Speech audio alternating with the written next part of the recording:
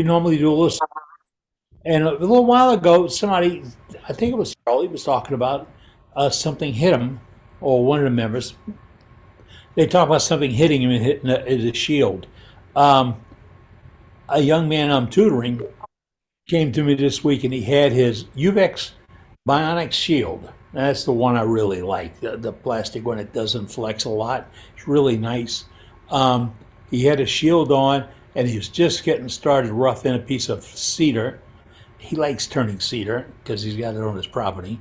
And he touched the blade to it, and immediately, right here, it bounced his hood. I mean, boom, right off his hood. And he said he normally wouldn't have put that shield on to start roughing it in. Mm. What? You would have not put your shield on to in? He said, well, you turn the machine on and then you get the stuff. And I said, what way did you change?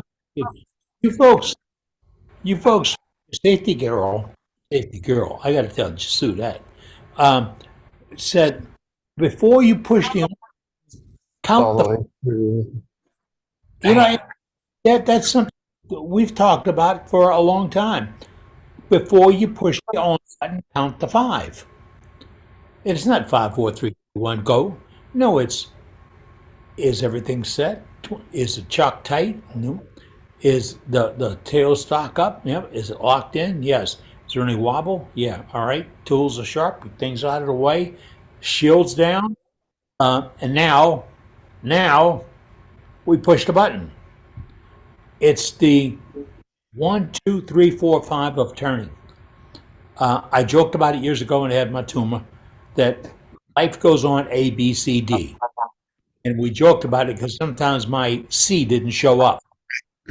I had to quit demonstrating on YouTube is I'd catch myself missing an important step.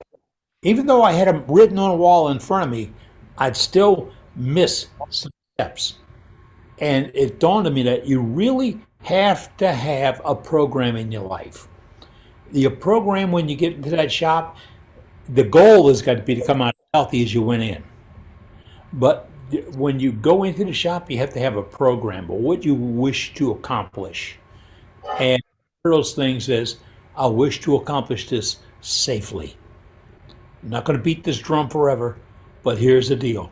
Think about it before you do it. And there is no racing. We don't give out awards for being the fastest. We don't give out awards for it's done the simplest. Anything else, we want you to do it the safest. So before you start, let's count to 5. Before you push that button, just one more time, count to 5. Ed, there's one more. What's that? What's that? Does the piece clear the tool rest? Is that why mine's got that squeaky noise? I thought that one way put on my lathe when I turn it on and it does move it. It goes, yeah. I thought that was an alarm of some sort. Isn't that the auto cutter? Pardon? Isn't that the auto cutter? Yeah. That No. new turners. That takes a lot of life out of your lathe. Really, when that belt is put down under that kind of pressure, there's a lot of life on that belt taken out of that belt. And if you wonder if you have matter, it stretches out a little bit because it's due. If you have vibration matter, sometimes it's not your bearings or your headstock or your tool rest or your tool or your tail rest or anything else. It's how you're driving it. And if you're using a machine belt in it, harmonic vibrations can build up in the belt drive tools to where slight harmonics can build through the shaft. And that can be coming from a burned belt if it's a flat type drive belt. So if you've arced the belt out a few times, and they normally would happen in the same spot for some reason, it will affect the drive, and that will be into it. So pack up a spare belt early on. And if you've ever bought a replacement belt for lathe or had to buy one, how long does it take to get a replacement? Go ahead, get that clock out. Yeah. how short is your life? Um, and try to find one. And then if you have to call the manufacturer to get one, you know this is on Saturday morning at 8 o'clock. You know they're not going to because it's a holiday weekend, and you know it's not going to be Friday. So get a spare belt, and when you get it, don't hang it in the shop and get dirty. Put it inside the house where no contaminants or anything else, and then you've got it. That was just a one. Not that it would ever have happened to me, but I got to a story. That's stories we hear on worldwidewoodturners.org. Hey, Eddie. Gary in Oklahoma would like to add a safety tip. We're all for it, Gary. Okay.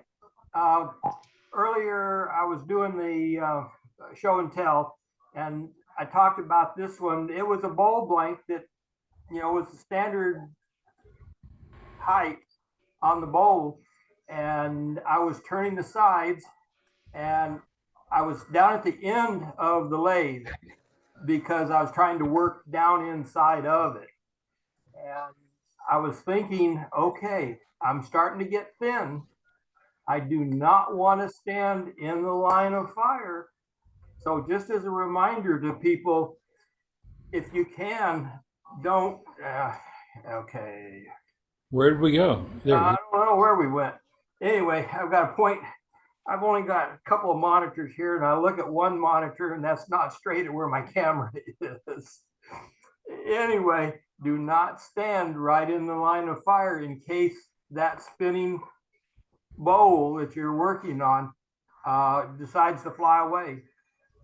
As Captain was talking about that one guy with the starting to rough it in, and it blew up. But I'm sorry that I was going to try and add that when I was doing show and tell, and that phone call interrupted me. It was important.